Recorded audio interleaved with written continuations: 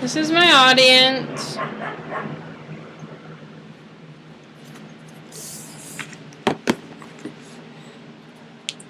International adoption is one way to expand your family.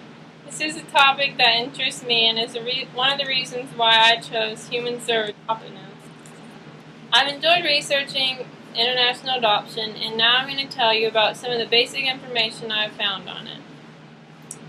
According to Adoption Media, it has been practiced since the 1950s. It not only helps parents who aren't able to have their own child, but also gives children a chance to succeed at life who'd otherwise be sitting in an orphanage.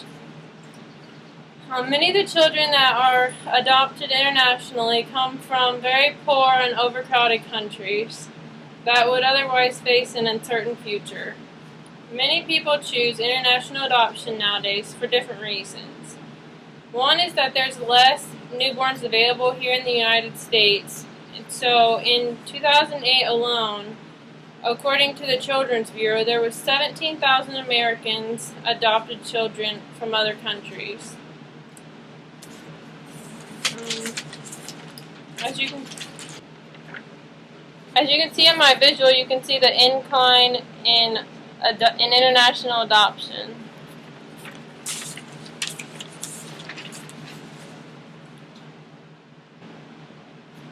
At least one parent has to be a U.S. citizen in order to get a visa for the child to come back as an immediate relative into the United States. One good thing about international adoption is that it's usually finalized in the country the child is coming from. So once the child comes back to the United States, it's legally your child. According to the Children's Bureau, international adoption costs between $7,000 and $30,000 on average. In different countries, women or parents choose to put their children up for adoption for many different reasons.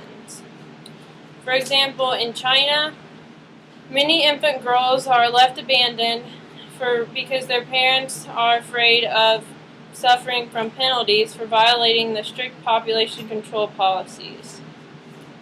In many countries, children are put up for adoption because of how high the poverty level is. They aren't able to feed, clothe, or even provide a place of shelter for their children. In South Korea, women tend to give up their children as infants because they are then entitled to more financial support for giving up their child.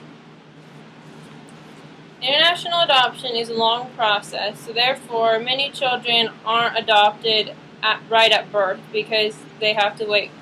The parents have to wait to get the child. They're usually adopted before they turn a year old, and if not, they're almost always adopted before they're 4 years old.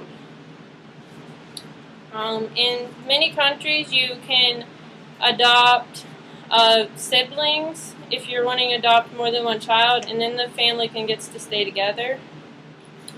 There's less restrictions in international adoption, unlike in domestic adoption. For example, they allow single-parent adoptions, unlike just married couples. In Mexico, Russia, and Greece, you can adopt a child all the way up to the age of 60. In countries like Venezuela and Ukraine, there are no age limits for adopting children. In China, the minimum age to adopt a child dropped recently from 35 years old to 30 years old. And there's also different types of international adoption. You can adopt a child internationally through an agency adoption, which is through a licensed private agency. This provides the greatest assurance and monitoring that the adoption process is going to be done correctly.